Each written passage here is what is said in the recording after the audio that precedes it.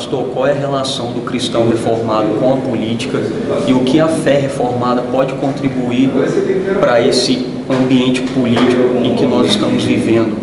Lucas, é uma boa pergunta. Eu escrevi um livro sobre isso.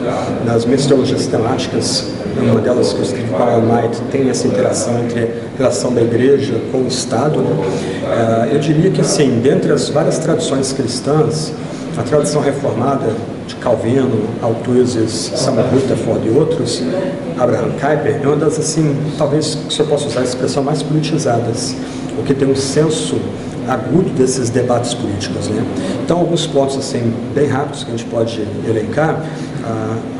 A tradição reformada lembra que o crente, ele não tem como ser apolítico, ele pode ser apartidário, ok? Então, dependendo do trabalho que sirva, dependendo do que ele faça, ele pode ser partidário, ele não pode ser apolítico. A Bíblia fala, vai entender que a Bíblia fala muito, dá muita instrução para a gente nesses debates ideológicos e debates sociais, debates econômicos. O crente vai ficar sem direção também nessa área. Um outro ponto é que a tradição reformada vai lembrar, lendo a Bíblia como um todo, que para o cristão consciente não é o partido que é importante, é a aderência a certos valores que a gente comunica, que a gente entende que são os valores que caracterizam a República: primazia da Constituição, divisão de poderes, uma divisão de poderes entre os estados, a prestação de contas do ente público, liberdade, defesa da liberdade de expressão, liberdade religiosa, liberdade de informação.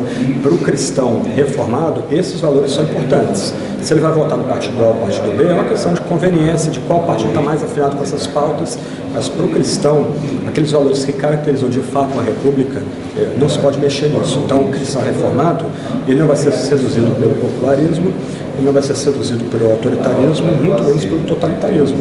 Então, em países que internalizaram esse espírito reformado, não é protestante, mas reformado, distintamente reformado, que vem de Genebra, vem da Holanda, vem da Grã-Bretanha, não houve regime totalitário. Isso é interessante. Suíça, Holanda, Estados Unidos, Grã-Bretanha, nunca houve experimento totalitário.